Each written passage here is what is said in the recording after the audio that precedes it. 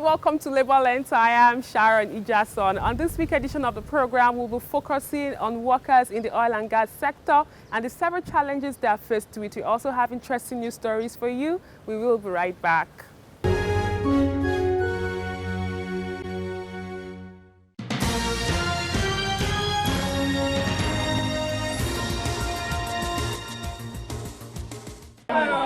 20 years after their disengagement, pensioners of the defunct National Electric Power Authority (NEPA) and Power Holding Company of Nigeria (PHCN) stormed the streets of Lagos to protest non-payment of the gratuity and pension arrears, running to billions of naira.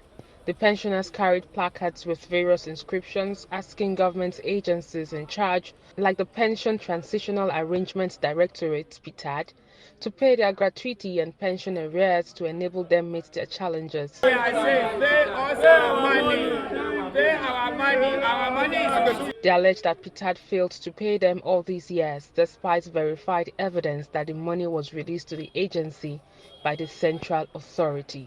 Health sectors and electricity sector, the arrears of 33%, ranging from 18 months to 36 months. And the 36 months she mentioned then is our own, because we have not received any. The other sectors have collected part of it. Not sooner than Mrs. Chioma Ejikeme took over, she just started a new game with Temple Chinyere Ubani. They started throwing us around as if we are ping pong balls. They are the ones that are not giving us our money.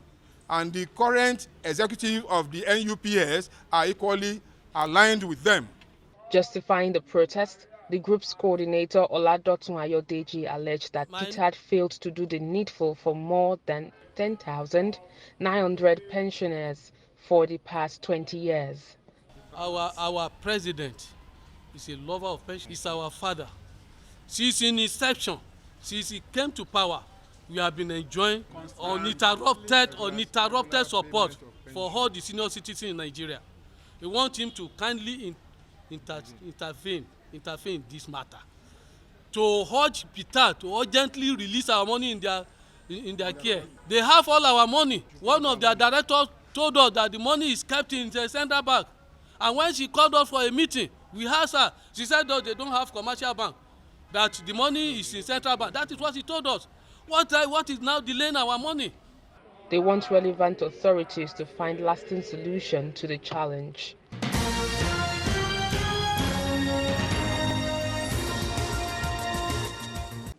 Workers in the maritime sector now have an electronic platform where they can register and be identified.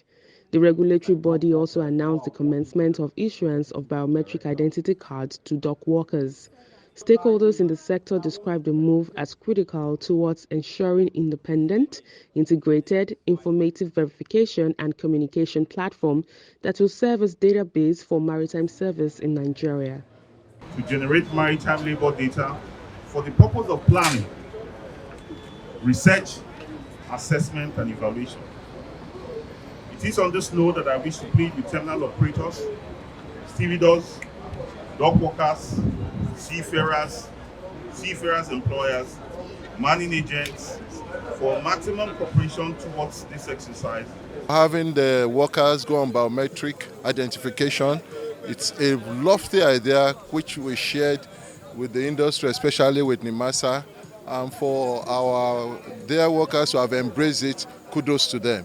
It's going to go a long way to regulate the welfare and the workflow for the dock workers industry in Nigeria. Reacting, President of the Maritime Workers Union of Nigeria, Adewale Adeyonju, said the automation of maritime labor registration process is a welcomed development, urging stakeholders to also prioritize workers' welfare. What has happened today, I think the NIMASA have come out greatly to tell the whole world that they can identify with the people that they are regulating. So we want to congratulate the DG NIMASA and his team, and congratulate all the dock workers across the port that their flag of this biometric ID card is for the purpose of having them in their hearts. Stakeholders in the maritime sector said the process will benefit the industry in terms of time saving, improved service delivery, and building capacity of the maritime labor workforce.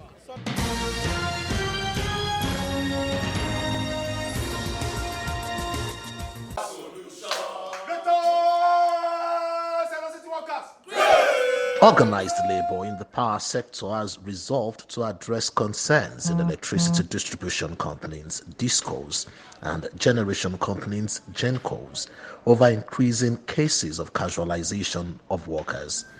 The Lagos and Ogun Zone chairman of the National Union of Electricity Employees made the statement at a press briefing in Lagos.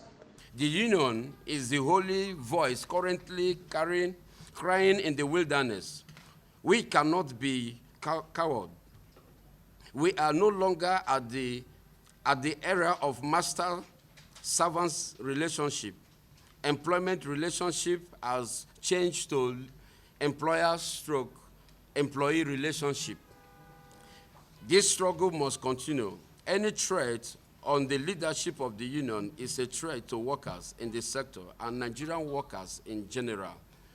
We are on standby. Solidarity forever.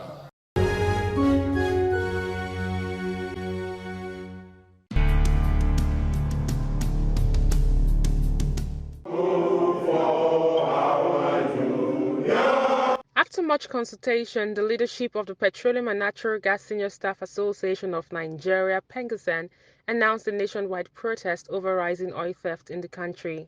The leadership of the association felt that we should organize this World Press Conference, and we should also follow it up by a rally. The national president, Festus Osifo, during the briefing says, according to the latest report on oil and gas industry by the Nigeria Extractive Industries Transparency Initiative, NET, 272.2 million barrels of crude oil are lost to oil theft in the midstream sector. Hours after, members of the Petroleum and Natural Gas Senior Staff Association of Nigeria, PENGASAN, staged rallies in some states and the Federal Capital Territory, Abuja, over rising cases of crude oil theft and vandalization of oil facilities.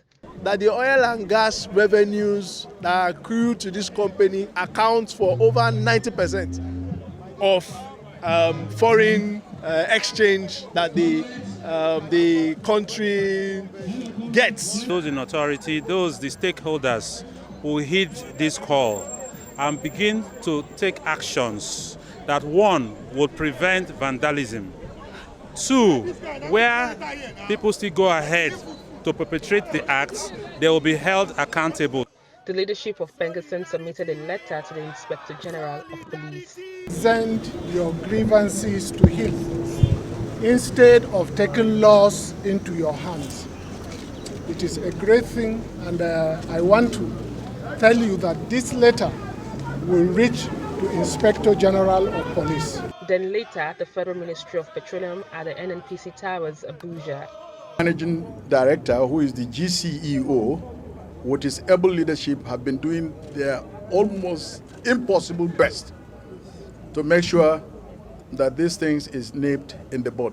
It was emphasized that there is a need for enlightenment campaign to educate citizens on the dangers associated with crude oil theft and pipeline vandalism in collaboration with relevant agencies such as the National Orientation Agency. The impact of oil theft in the Niger Delta has a direct consequence to a Nigerian that lives in Borno State, to a Nigerian that lives in Enugu State, to a Nigerian that lives in Osun State. We must rise as a united, progressive Nigeria to say no more oil theft. To call on well-meaning security agencies to do the needful. I want to beg the community, the host community where they do all these evils, to speak out. On the profile interview segment this week, I was speaking with the national president of PENGASAN, Comrade Festus Osifo. It brings us up to speed on the several challenges workers in the oil and gas sector is faced with vis-a-vis the issue of oil theft and also pipeline vandalism. He insists that the federal government and relevant stakeholders have to put an end to this ugly trend as it might affect workers in the sector.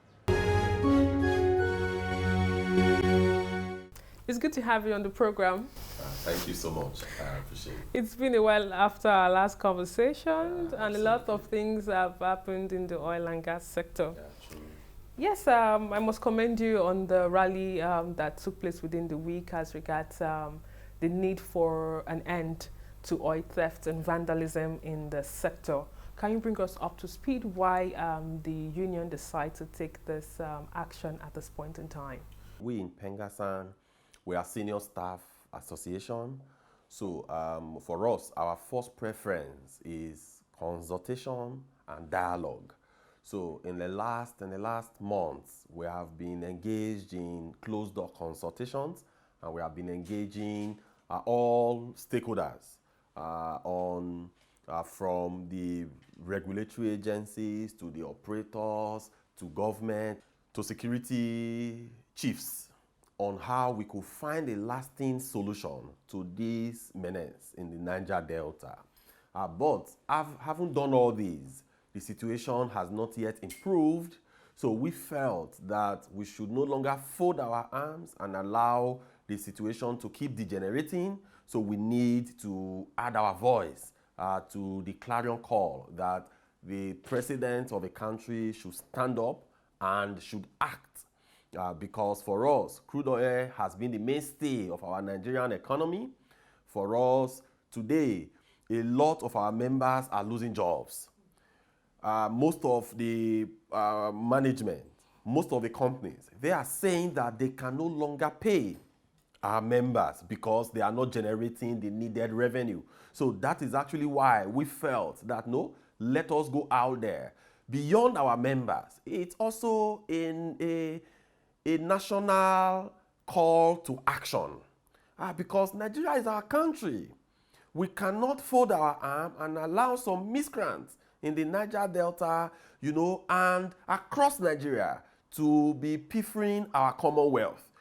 Today, the oil price since February has been above $100 per barrel of crude oil.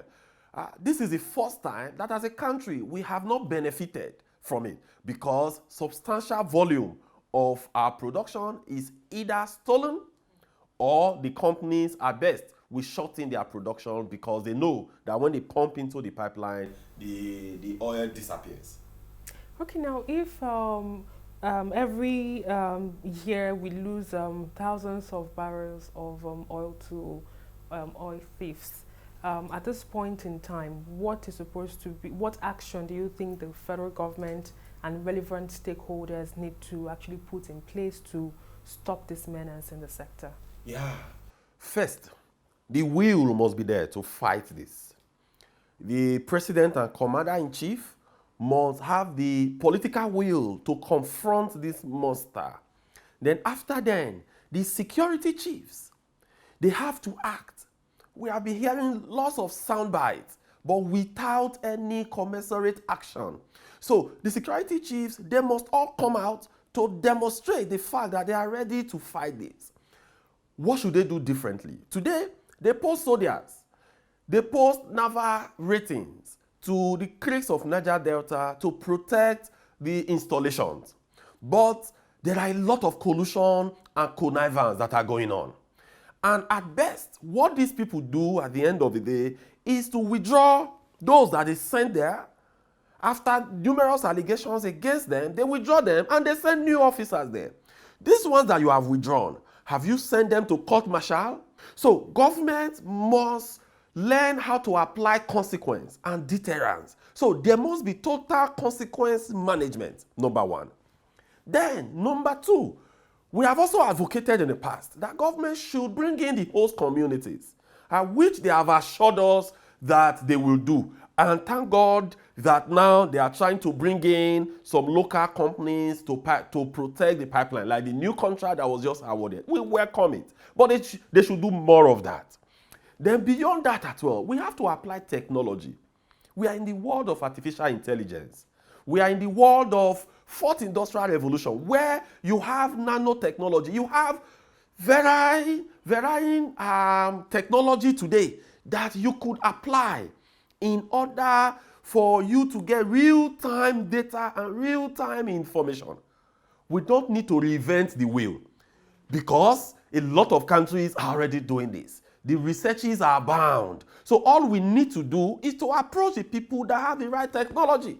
If you have concise information or precise information on the exact spot that is about to be compromised, you can quickly deploy the security officers there to nip it immediately. So in general, we must apply technology, we must bring in the host communities, and there must also be consequence management. Okay, talking about pipeline infrastructure.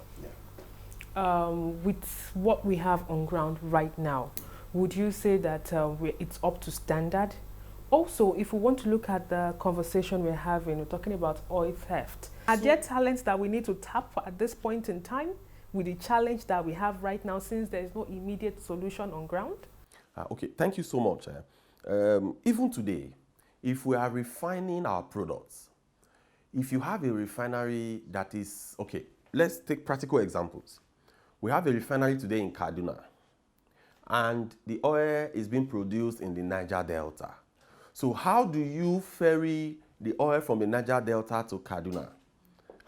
You don't have waterways that you could use in doing that. The best way that you do that today is through pipeline. So even if Kaduna refinery was functioning, you have to transport this oil from the creeks in Niger Delta to Kaduna refinery. So that means there could still be compromise. Except you will now have to situate refineries, close to every oil installation, which is practically not possible. So even if we refine, we will still have that problem. Where we could not have that problem is if most of our oil installations are very close to the waterways, and those waterways are dredged, and you have to now bring tankers close to that waterways, and you pump the oil into it, and the refineries too must also be close to a jetty. Then you cannot transfer via the tankers to the... But practically, pipeline is naturally the safest, the most convenient, and the easiest way of transporting petroleum products. You could recall that even in Europe, today, in Germany, they are crying because the pipeline that links Russia to Germany has been closed down. So you can imagine the length of pipe that will move between Russia to Germany. So today we are building West African pipelines to transport gas and to transport crude oil. We're also thinking, I think a contract was signed recently where we want to transport gas from here to Morocco via Europe, to Europe.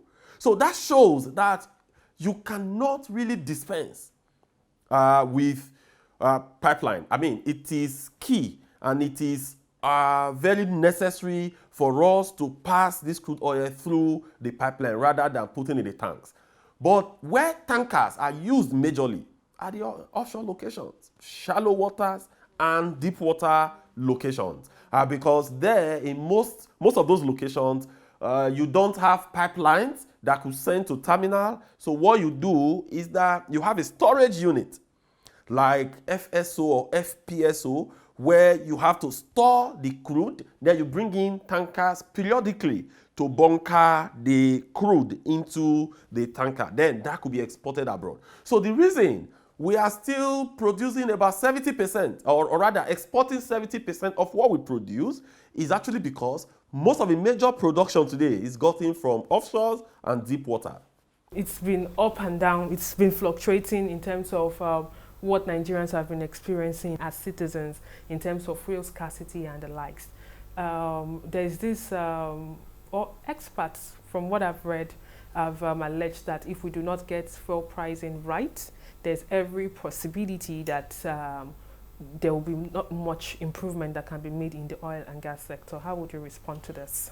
Yes. For us in the labor movement, we have been advocating for several years that we are not against the deregulation, the full deregulation of the downstream sector of the petroleum and gas industry. But the challenge that we have had over the years is that we import these products. So when you import products, what you are doing is you are exporting jobs.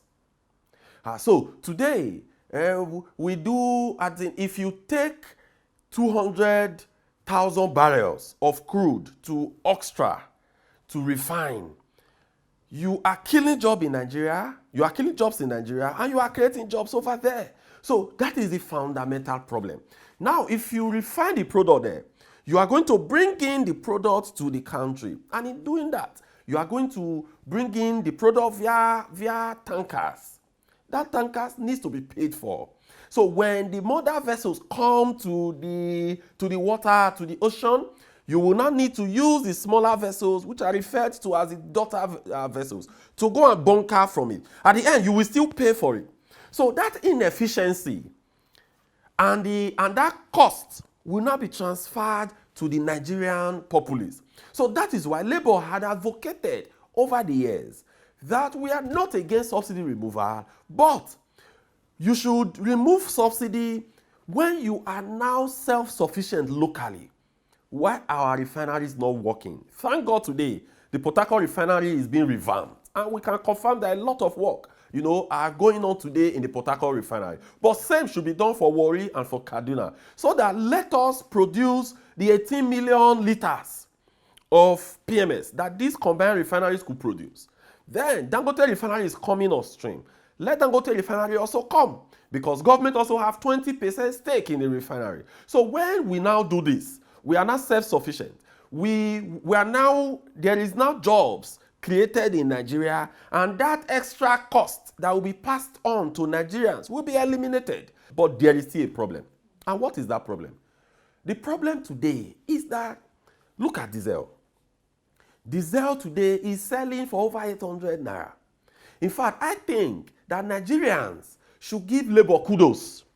If not because of Labour, because there's a relationship between the price of diesel and the price of PMS. AGO and PMS, they are same as twins. So with AGO selling over 800 naira, PMS could be selling for nothing less than 700 naira to 750 naira today. But today we are still buying less than 200. So it is because of the consistent push and fight that we have been fighting. Why is AGO selling for over 800 naira? It is because we don't produce locally. It is because the quantity is not guaranteed. Simple economics, demand and supply. When you have reduced supply and the demand remains constant, what will happen to price? Price will shoot up. So the price of diesel today is above the market price internationally. That's one. Then secondly, diesel is priced in the parallel market rate.